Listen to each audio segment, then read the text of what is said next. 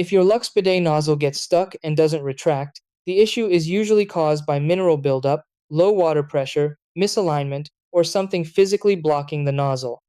Start by checking for hard water deposits, since this is the most common reason.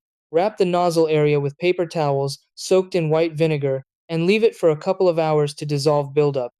After that, gently clean the nozzle using a soft cloth or brush and rinse it with clean water. Also, make sure the control knob is fully turned back to the off position, because slight misalignment can stop the nozzle from retracting properly. Next, confirm that the water supply valve is fully open so the bidet has enough pressure to move the nozzle correctly. Check around the toilet seat and bowl to ensure nothing is blocking its movement, and tighten the nozzle cap underneath if it feels loose.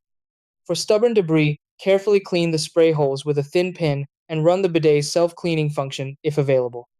Regular cleaning and a small amount of silicone grease around the mechanism can help prevent future sticking. If the nozzle still won't retract, the internal valve or mechanism may be worn, and contacting Luxe Bidet support for replacement parts is the best option.